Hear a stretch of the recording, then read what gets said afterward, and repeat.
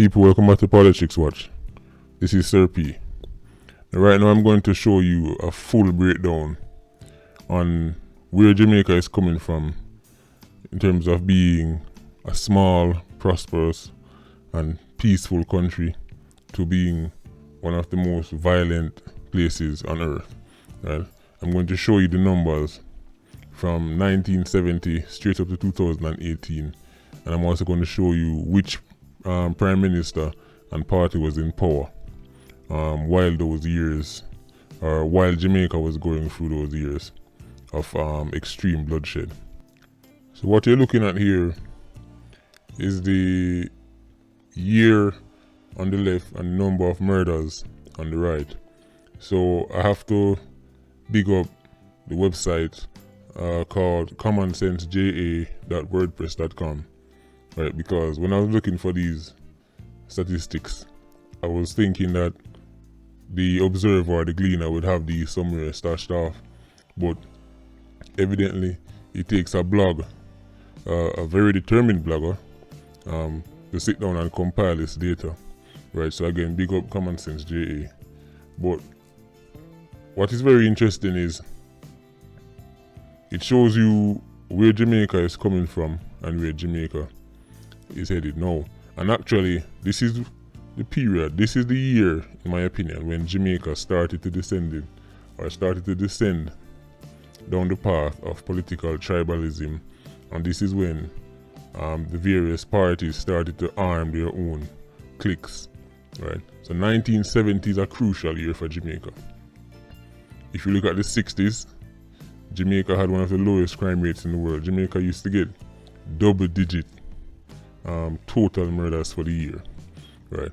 But looking at it, 1970, Jamaica had 152 murders. Can you imagine that? If that was to happen today, the Prime Minister who is in charge would go down as the greatest Prime Minister that has ever lived. If you can get Jamaica's crime rate to go back to 152 in 1 year. But notice the crime rate steadily increases, right? But it's still in the hundreds, 200s, because remember, this is the period in which, first of all, there weren't that many guns in Jamaica. So the gangs just weren't as well armed as they are now. So we have to put that in the context, right? But if you notice, we're creeping up towards 76, which is the first time we're up in the 300s, right? By 77, we're in the 400s, right? But things are still fairly consistent up until 1980, when you notice it jumped from 351 in 79 to 899 in 1980. And Jamaicans who, those of you who are listening to me now who are a bit older, are people who are keen history fans or history students, would remember that the reason why there was this huge spike between 79 and 80 is because that was the year of arguably, well, I would say definitely Jamaica's bloodiest election ever, right?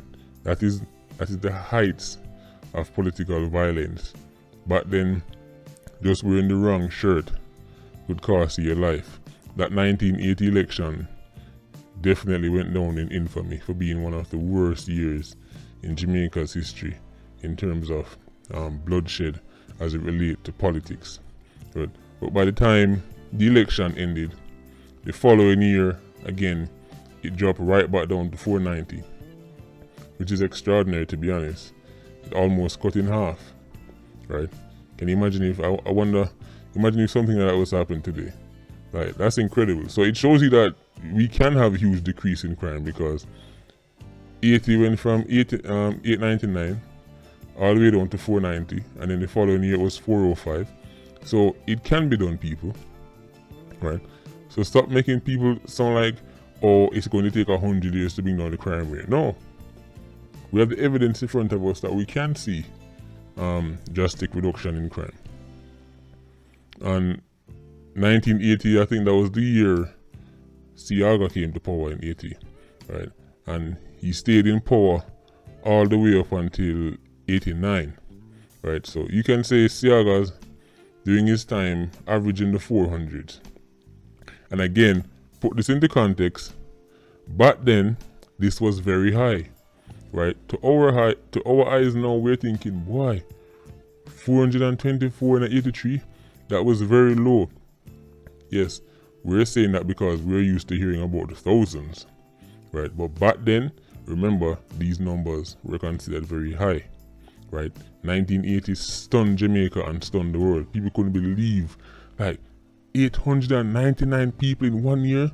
People thought they would never see that again. If only they knew that would be considered a good year in 2019. If 2019, 899 Jamaicans died as a result of murder, that would be an extraordinary year for us. That would be amazing. We'd have huge celebrations, right? But the people back in 1980, they thought this was the worst Jamaica will ever see. But as I said, if only they knew. Now, if we keep going down the line, right, you will notice we go from 400 to the 500 to the 600. So we're creeping up. But if we reach down to the year 2002, that is the year Jamaica jumped into the thousands for the first time. 4-digit murder rate, right? And in 2002, for some reason the 2001 figure is missing, but in 2002, Jamaica had 1,045 murders. That was the first time we've ever heard thousands as it relates to murder rate in Jamaica. And at the time, the Prime Minister was P.J. Patterson. Right, so P.J. Patterson has the infamous record of being the first Prime Minister to be in power while Jamaica hit the 1,000 mark. Right, but then the following year, it dropped back down below 1,000, 975, barely. But since then, Jamaica has not looked back. Since then, it seems as if 1,000 is the benchmark, right? Because if you look, 2004, 1,471, 2005, 1,674.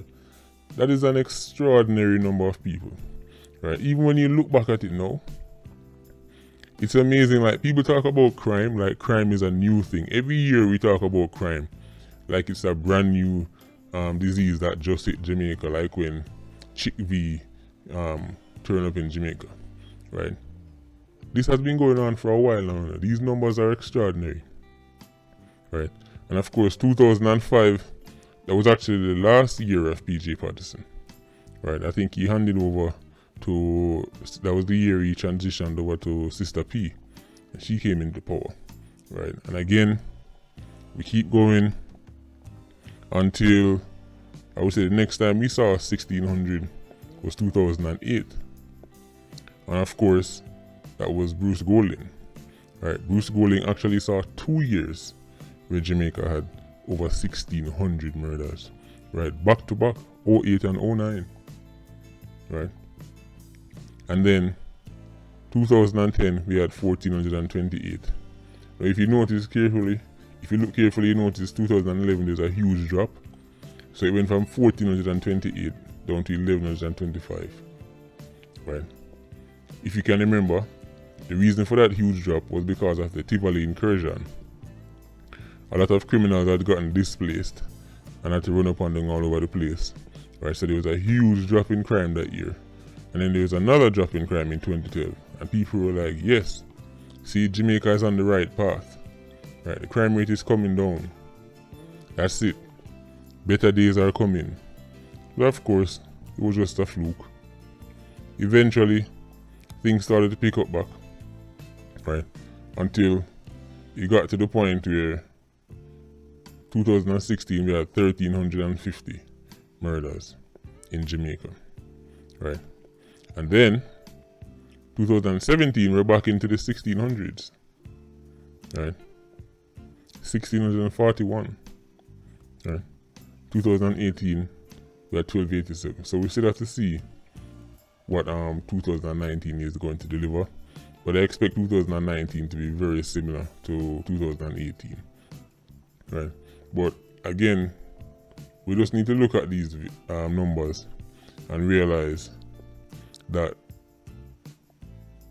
one, Jamaica's path towards the crime rate that we have now, it's not an overnight thing, okay?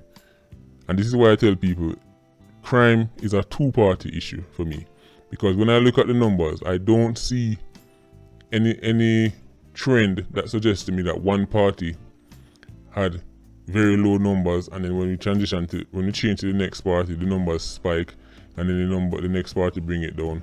I see incredible numbers under both parties, right? So this is why I said, in my opinion, crime is a two-party issue. So whenever I hear any party running on the basis that they are going to solve crime, I always laugh. I don't believe it. Right? I don't believe it. Sorry, that's just me. Bruce Golding and the JLP had 2 back-to-back 1680, right? But then if you look under PJ Patterson's reign, Sister P's reign, again, very high numbers. So I don't know. I just wanted you guys to look at the history of Jamaica and see where we're coming from. A time when 800 murders was considered ungodly, and people be shocked. People were losing sleep over 899 in 1980, thinking that we'll never ever go there again. Only for that to become a good year for us, because again, if 2020 we hear Jamaica have 800 murders, whoever is the Prime Minister then will go down in history as the greatest Prime Minister. Right? Anyway, people, tell me what you think about these numbers. Talk to me now. Right? Patreon squad, big up on yourself. Please like, comment, and share the video. And again, Common Sense JA, big up on yourself for these numbers. Excellent work. Bless.